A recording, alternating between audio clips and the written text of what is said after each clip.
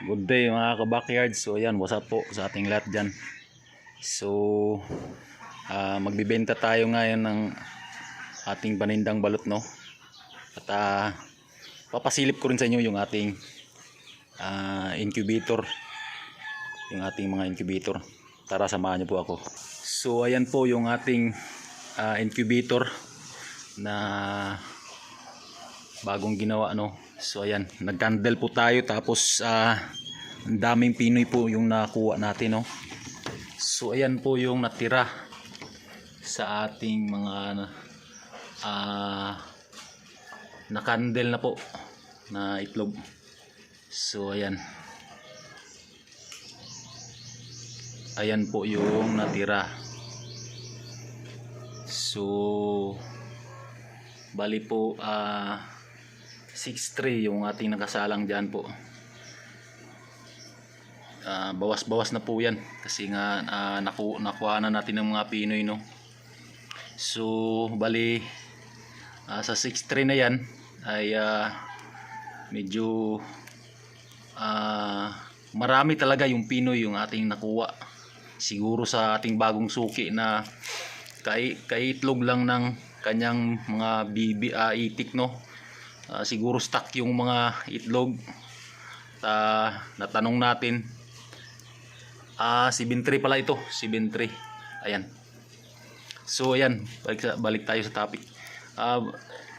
Siguro sa stock na itlog, doon tayo nagkaroon ng maraming Pinoy na nakuha na natin kaninang umaga, no.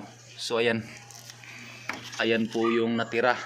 So sana po ay tagumpay po yung ating hindi po tayo masyadong mamamatayan ng sisiw dito sa ating natirang balot. At malapit na po itong harvest yung ito nandito sa baba. April 10 ma-harvest po ito ng April 26. Ayan, magsi 16 days siya sa 26. Ayan, kasunod, ayan, April 12. April 12 po yan. Ayan, pasensya na po, hindi maliwanag, hindi masyadong malinaw yung ating video, no. So yan, April 15. Ayan, ito 19. Ito hindi pa po natin na-candle yung 19 na yan. Ayan, kung makita nyo marami. Ito naman 14. April 14 po yan. Ayan po. So sa mga na-candle, sana po ay hindi na po hindi mamatayan ng sisiw para marbis natin yung talagang balot na. So sa pagbabalot po ay kailangan talaga, lalo na dito sa ating malaking incubator na bagong ginawa, kailangan monitoring sa temperature upang matutunan natin kung paano siya i-manage yung kanyang temperature sa loob ng ating incubator. Ayan, hindi katulad ng ating maliit na incubator na talagang ayos yung ating pagbabalot doon. May namamatay kunti po. Tara, samahan niyo po, titingnan natin yung ating nakasalang doon. So ito po yung ating unang incubator na ginawa. So ayan, ayan po yung ating nakasalang dyan. Ayan, ito po ay talagang okay talaga po. Hindi natin naaksaya yung ating pagod dito kasi nga talagang maganda yung kanyang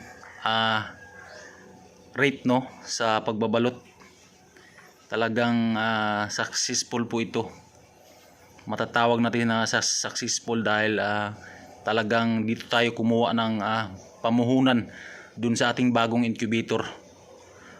So ayan, sa pag-incubate po talaga ay sa una kakabahan tayo, tapos dahil baka malugi, no?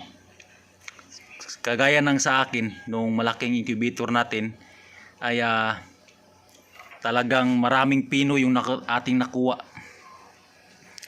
Hindi naman natin sinisisi yung ating binilan dahil hindi rin naman alam na ganun pala yung kalagayan ng kanyang itlog. Binili natin dahil nga gusto nating masubukan yung ating bagong ginawang incubator. Sa susunod po ay yung bibilan natin ng itlog doon na talaga sa ating yung bultuhan na binibilan natin ng itlog, yung maramihan, kasi nga ayos yung kanyang itlog.